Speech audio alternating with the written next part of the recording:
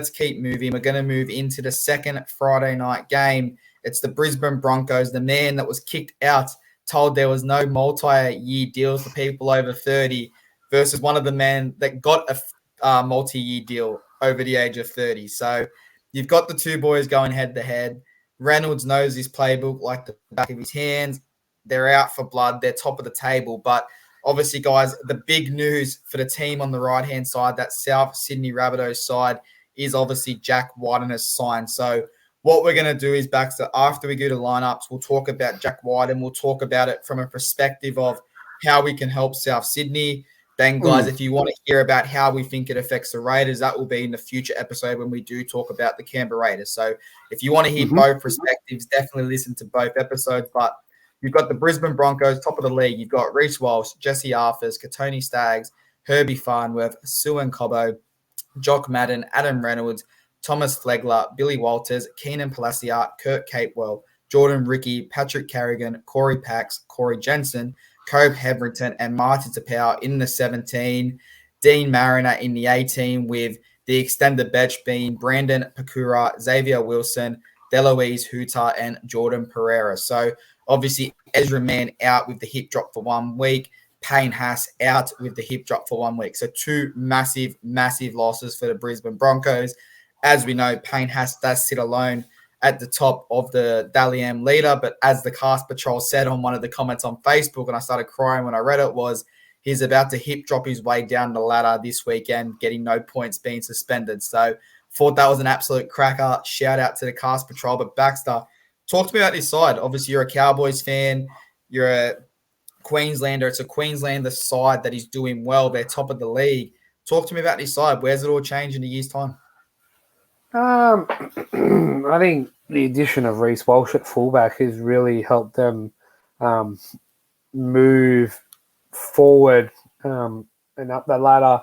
You know, Herbie Farnworth is sort of in rotation for fullback. Tamara Martin was in this same rotation as fullback. You know, they couldn't really settle on a 6, and now they have. Payne Haas playing like $1 million player. It's just all adding. It's just everything's coming together. Excuse me. Everything's coming together at the same time. Man, it's going in. Like everything's gelling nicely at once, which is a good thing and a lucky thing. And you just got to play on the back of it. When you got luck on your side, you just keep riding until the luck runs out, and then you try and find something new. But as you touched on, Haas and Ezra Mann out for a week, which would be good coming into the Magic round. Being if it stays like this, it'll be 1v2 come next weekend, and I think it'll be the game of the round, especially. But good side on paper. Good to see the Queenslanders flying high, because it just adds more pressure to New South Wales to win this year. And I don't know about Adam Reynolds not on the playbook, because when he was there, Uncle Wayne was there, and now Uncle Wayne's gone. So, yeah, my thoughts on Jack Whiten we'll touch on when we get into the South side. Your thoughts on the Brisbane Broncos?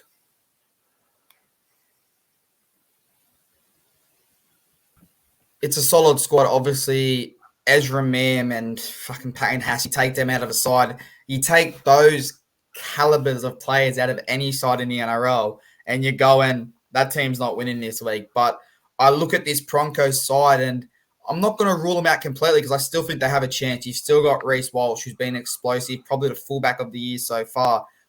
You've then got Katoni Staggs. He can score a try. He can set up a try. Cobbo's solid. Adam Reynolds, his kicking game.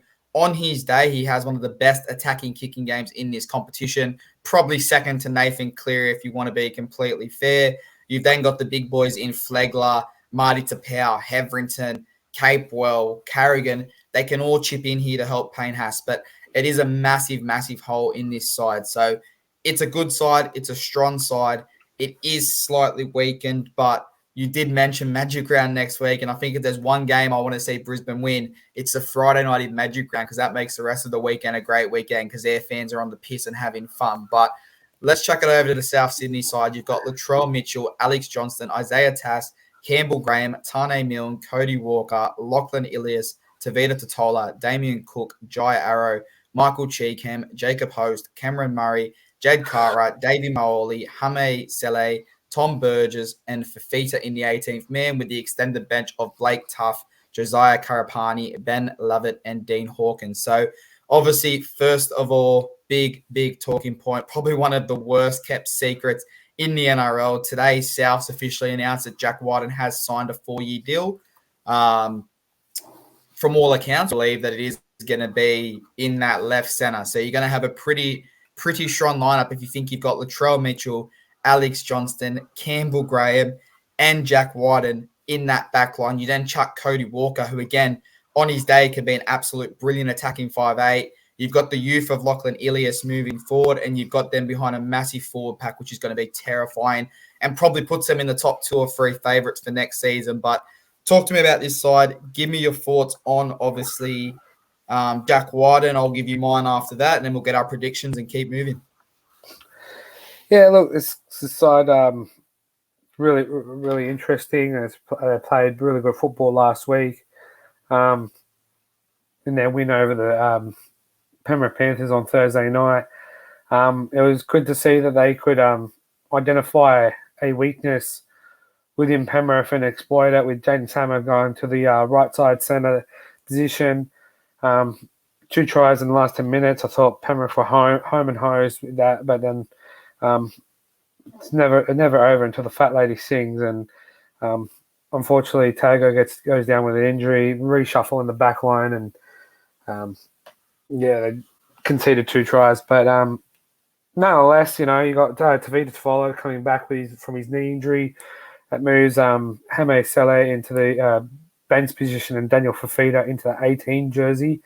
I think they're going to keep an eye on Totola in this coming week before he plays. I think maybe this week isn't the right week to bring him back, given that the team escapes me now. I just had at the top of my head who South play a Magic Round, but I think this week. Keep talking, I'll look it up for you. Yeah, well, this week I think would have been better just to rest him. But from all reports, Storm in Magic Round. They have Storm Magic Round, and that's a game I from a South point of view. And a Storm coming off the bye.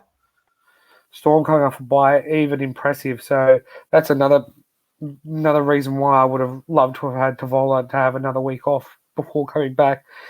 Maybe playing New South Wales Cup. Again, excuse me, very late tonight. But Jack Whiten is there. $3.3 million. It's been reported that he'll be offered. He's going to get $700 first year, $750 the second year, $900 the third year, and $950 the fourth year, which would round out his $3.3 million. Look, I understand why Canberra are up in arms about it. I don't think there's anything wrong in the deal. He's a player who's played 200 plus games. He's Dally M winner. He's a Clive Churchill winner. He's won State of Origin. He's won a World Cup. He's now not doing any representative football. So really, before you move on, Max, I'm going to ask you a question. It's a bit of a trivia question. I'm going to ask it off the hip. I'm going to see if you know. I don't know if you've got it written down, Nick, because I did see you had a few notes you were reading just then. How many seasons do you reckon he's been at the Canberra Raiders? Actually, I do know this. He started in 2012. Oh, it's actually more. Since he's been there for 14 years. Yeah, so he's been there 2012. I did have a game before where it was just I'll quickly look it up as we talk. Yeah, 2012. He started in 2012. Only because there was a game, Canberra versus Para down in Canberra.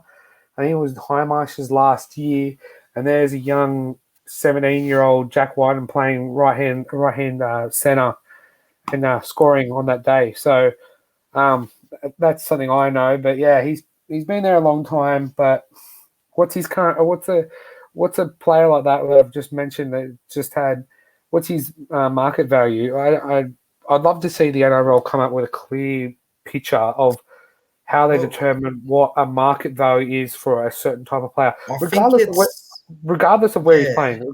Because South have come out and said he's a utility player. We know he's not going to be playing utility. He's going to be playing probably left centre in Isaiah Tass's position.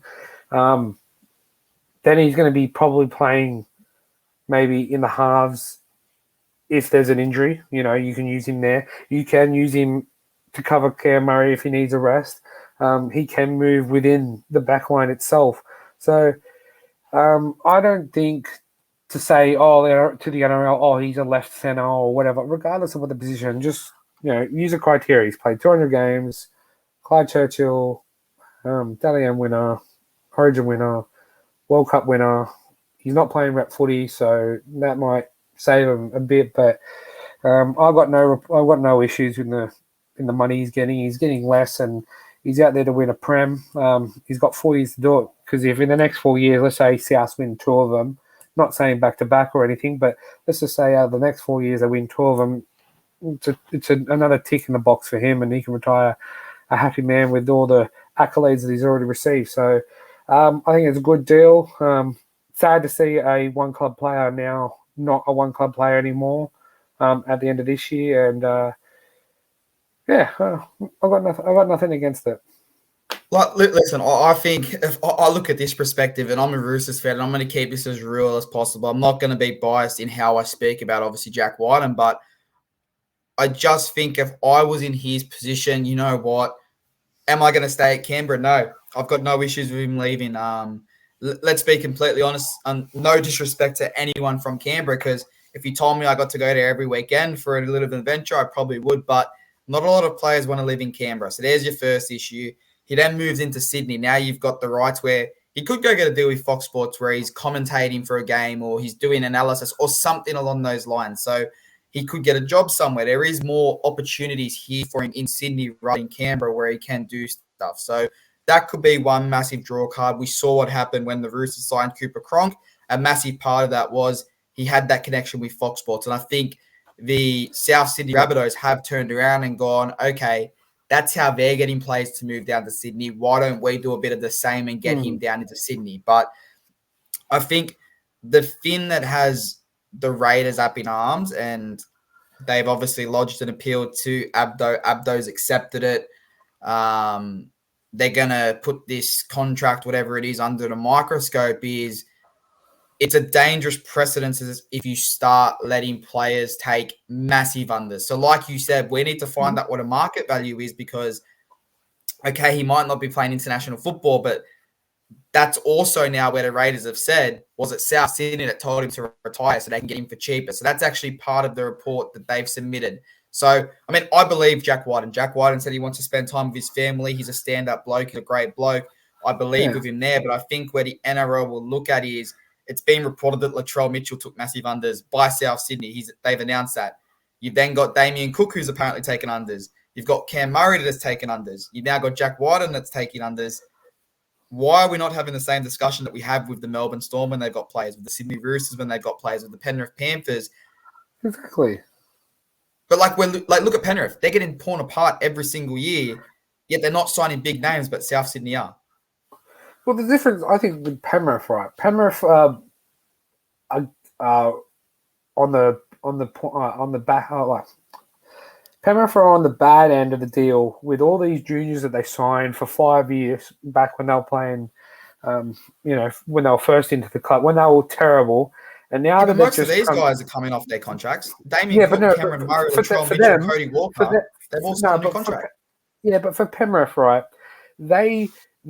all their players are coming off contract, all roughly around the same time. All 13 players are coming off contract. They lost Matt Burton, lost Kate Wall, they've lost Some of those players tried to take a pay cut, and the NRL said you're not allowed to.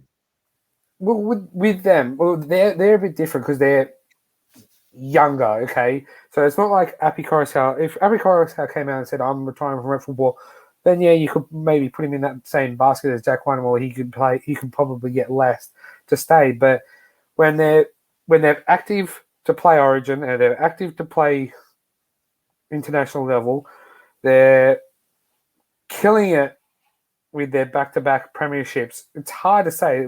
That's the difference, I think, when it comes down to Jack One not playing rep football and Jack One not playing grand final, not being a grand final winner. Yeah, Souths are also, what have been 6 straight final fours in the final end of the year, like semi-finals or preliminary finals. They've been to but you're not winning. You're not winning it. You're not winning it. They've won it earlier. Yeah, they won it in 2014. So the Roosters can sign whoever they want because they haven't won a premiership since 2019. This is why I say to another Rooster fan, he was up in arms about it, and I was like, you can sign players on unders too. You're the most successful club to do that. That's what I'm saying. There's an uproar when we do it. There's no uproar for this. It's only coming from the Raiders. Yeah, I don't see the problem. Like you guys are the most. You said you're fine with this. You said you're fine with Jack Whiten. I am. Every time the Roosters sign a player, you go to me. Oh, salary sombrero. Why is that? It is just there you go. Running joke with the Roosters, because it just seems like in the past you had the Australian, New Zealand, and England squad all fitted into your little cap. That's just the running joke, and it's always funny to say. You've admitted that we have a cap. You said it. I've clipped it. Yeah, everybody has a cap. Everybody has a cap, and I have no problem with Jack One earning $300,000 less than what he would be at the Raiders. With regardless of a market value, maybe that's the NRL needs to come out and go, well, here's the minimum. He gets X amount of X more when he plays Origin or whatever the stipulations are. As long as it's us paying $3.3 million within the next 4 years from next season to the end of his contract, I have no problem. I have no problem if he's earning $100,000 in the first year because they need to move some money around. I have no problem as long as by the end of the you know what, Baxter, we might leave the Jack Whiten talk here because I've just realised we have been talking about his game for about 15 minutes. So we might leave the Jack Whiten news here only because we are going to talk about it from a Canberra's perspective. Obviously, when we do speak about Canberra, but I don't even remember who they're playing. I think it's the Brisbane Broncos. I've lost who they're playing. Yeah. Give me your prediction on this game. Broncos, Souths, how are you going? Give me your prediction. I'm going Rabbitohs 1-12. I'm going Rabbitohs 1-12. I actually had written down South 1-12 for myself, so I think we're in greens here. Yeah, definitely. I think if Payne Haas and Ezra Mam are there, I'm leaning towards Brisbane. But off the news of this big sign-in, there's players in this squad now that have to go, I need to fight for my contract or I'm going to lose it for Jack Whiten. So I think they show up. I think they get the job done and it'll set up an absolute cracking game between these guys and Storm at Magic Round.